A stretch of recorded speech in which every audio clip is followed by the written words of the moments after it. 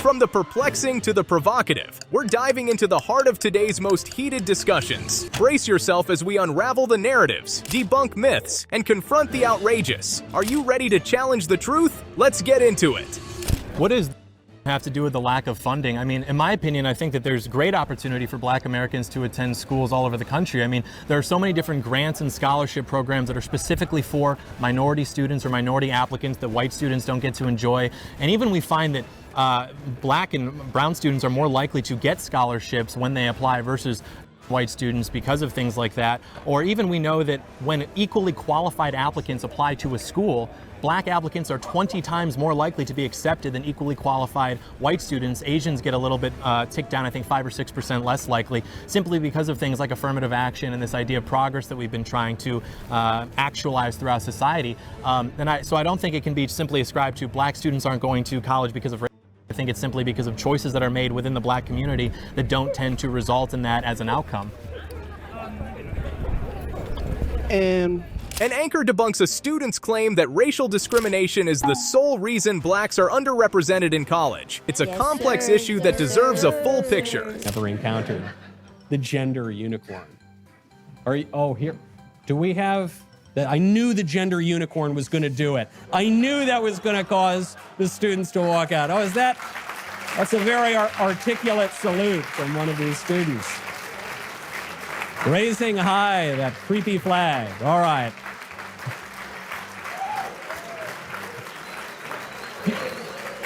Guys, you didn't even let me get to the genderbread man. I had another one up my sleeve. All right, goodbye. What did you say? Someone said something about children? I'm not surprised that those creeps said something about children. That's exactly why we're here tonight, is because very radical, very creepy people are trying to indoctrinate children into sexual ideologies. All right, now that they're gone, do we still have to talk about the gender unicorn? I hope not. Discussion of the gender unicorn topic triggers a walkout by left-leaning individuals. It's a moment that highlights the divide in educational content debates. I am a beautiful Black woman that also sometimes identifies as a cat or a dog.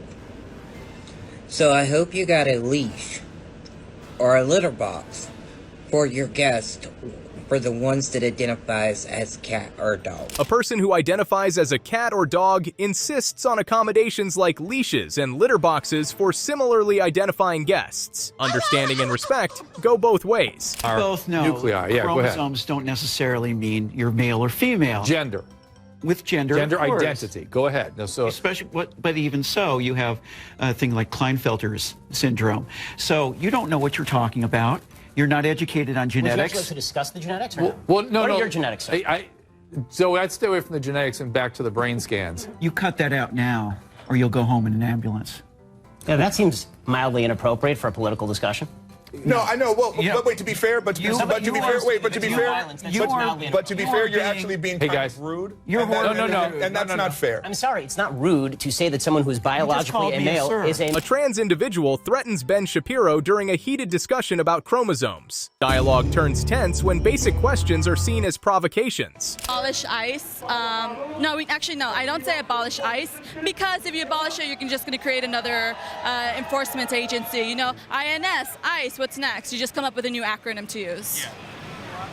So we say smash ICE to let the refugees in, full citizenship rights to all immigrants, and that's our political line. So the benefits of like abolishing or just getting rid of any sort of immigration custom enforcement institution would just be so that everyone can like come in and stuff like that without harassment? So, obviously, well, I'm for international socialist revolution, so I don't also say open borders, because Cuba, you say Cuba open borders, that means you're allowing capitalism to come in.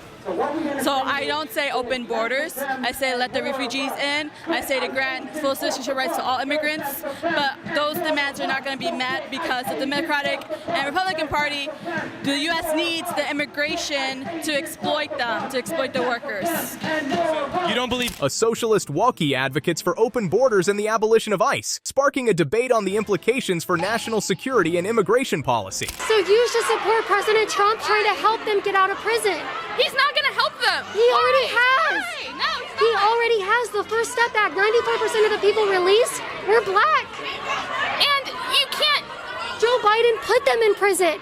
He was so hard on offenses. He said, go out there in these communities, put people in jail for these offenses. He wanted to go hard on crime. 1994 crime bill, look it up.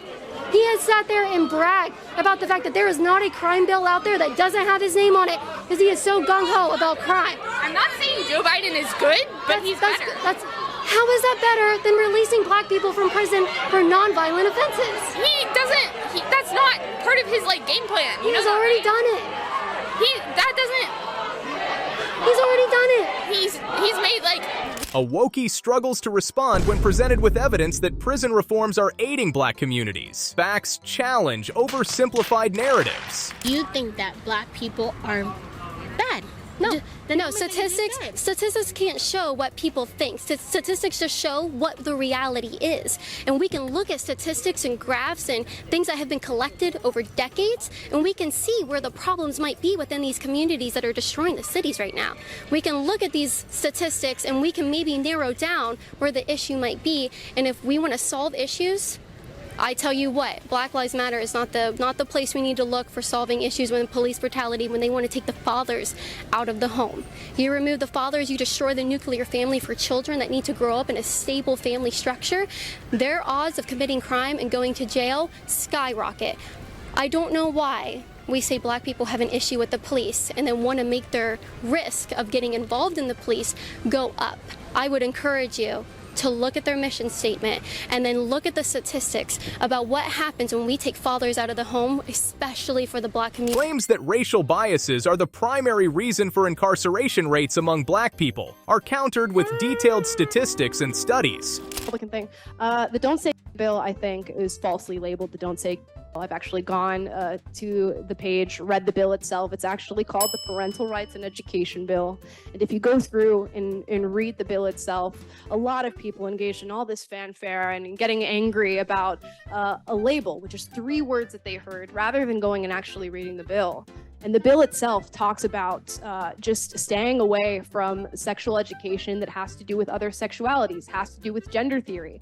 A lot of people got mad at the bill saying that he was trying to erase African American history. But if you go in and read it, there's actually a full paragraph where he says the school must dedicate time to talking about African American history, including slavery and Jim Crow and all these different things written directly in it. There's nothing in the bill that explicitly says you should not say the word or encourages teachers to not talk about the fact that you can have a family that has 2 dads or 2 moms. So I think that was misconceptions about the Don't Say bill are clarified in a detailed discussion. Education on legislative content is key. Or not you who might say that. Okay. So the idea that I am transphobic, for example, this is a bizarre kind of attack in the sense that I don't know that I've ever exhibited phobia of trans people. I'm not afraid of trans people.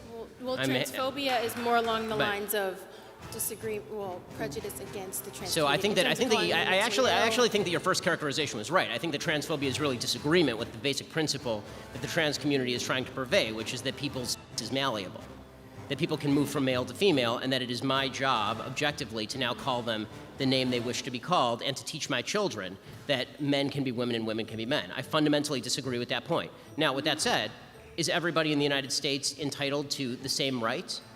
Of course, but your right does not extend to forcing me to... Accusations that certain speeches incite violence against the LGBTQ+ community are examined critically, stressing the need for factual basis in such claims. But I'm not sure that you can, actually, because I think what's here at the basis of it is a Gnostic idea that you can separate your soul and your body. And I know we don't like to use the word soul anymore, so we'll say your identity, man, or whatever, but that you can separate that from your body. And I just don't think you can. I think a woman is the sort of person who isn't a man. I think that's the basic definition of a woman. What's a man then? A man is the sort of person who isn't a woman. How did you know we were women? Because you look like women.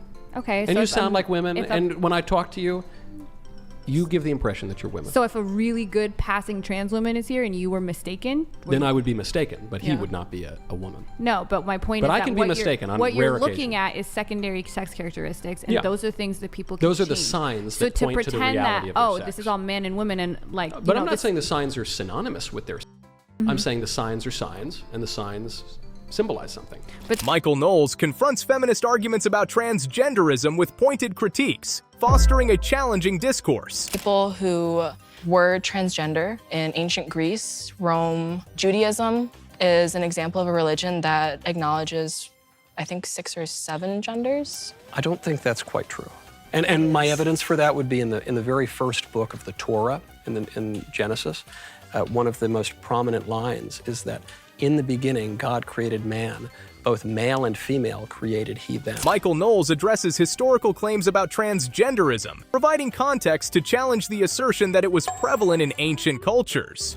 But why do you trust kids who try to transition and recognize that is the wrong puberty for them, but not kids who are going through the wrong puberty and recognize that that is not the right puberty for them? There's no such thing as the wrong puberty. Yes, there really isn't. No, there isn't. In order to mature and become an adult, no, it's not a choice. You cannot stop nature. And if you try, there will be consequences. And there have been. I've been on these treatments, and you might have heard that they are reversible, but they're not. To this day, I experience pains in my joints, and I get shooting pains in my back. And they're so painful that for a moment, they will A detransitioned woman responds to pro-trans arguments about childhood transitions, emphasizing the importance of cautious approaches to gender dysphoria. Want to catch wokey moments in 4K? Watch till the end, subscribe, like the video, and comment wokies for a chance to win a brand new iPhone 16 or a cash prize. Also, don't forget to check out the next video on the end screen for more chances to win. In school, as young as 6 years old, it's mostly about LGBTQ, gender ideology, and also sexuality and all the relationship it's going. Do you agree that that is good for children, and do you have any concern that is as young as 6 years old? I think I would have loved to have this kind of education when I was younger, because I think we all, and at my age, I'm 40 actually, and you know, I believe it was all of an act of trauma, and having no models of not knowing what's happening, of feeling yourself that you're different and not knowing what it is. I don't think that program is really promoting of children. I think that's a bit of a stretch. I think it's really important for them to be aware that the spectrum exists and that there's people on it, and it's okay to be part of it. The introduction of LGBTQ+ curriculum to 6-year-olds sparks debate. It's about finding a balance between education and age-appropriate discussions. Catholic. I don't see either of those words in the Bible. Are you Protestant or Catholic? Do you recognize the authority of the Pope? I answered you. Do you recognize the authority of the Pope? I'm gonna read Do you recognize the authority of the Pope? Do you recognize the authority of the Pope? Are you circumcised? Will you go to heaven? Are you circumcised? I can read you a verse Are about you that too. circumcised? Okay, so Are you circumcised? Are you circumcised? Answer my question. Are you circumcised? Are you circumcised? Are you circumcised? Leviticus says Are you if a man... circumcised? Are you circumcised? You, I'm trying to answer your My question. Bible says that if you are circumcised, you will go to hell. Your Bible, can you show me? My Bible. Show me. The one in my heart written on the walls of my chest. Well, I can show you. A wokie claims bizarrely in a debate with a preacher that circumcision dictates spiritual fate, a statement that distracts from more grounded theological discussions. Border Patrol is where it came from. Was very inhumane president, but he was an ass. Yeah. And Biden has more humanity. So whatever that means, I don't know. But maybe it shows that Biden has more humanity than Trump. By allowing this many people into the country Don't illegally? put words in my word. You don't. Or what's more humane about it, do you think, in your view? When presented with immigration statistics, a wokie criticizes the humane aspects of Biden's policies compared to Trump's, igniting a discussion on policy, supporting the necessity of firearms for women's safety, challenging views on gun control and personal protection. How do you personally limit your impact on the environment? I'm vegan. I don't eat any for animal rights reasons and for environmental reasons because factory farming has a massive, horrible environmental impact on the planet. How about taking flights? Do you not take flights or? I do take flights. I try to limit to only flights that I absolutely feel like I need to take, but I guess it's hard to be completely off of everything. Yeah, I mean it's great to try to reduce your footprint, but I think probably the easiest thing you can do is go vegan, and then you contribute a lot. A climate activist claims going vegan is her contribution to combating climate change, yet her use of a smartphone highlights the complexities of truly sustainable practices. For more wokey videos, click on the screen right now.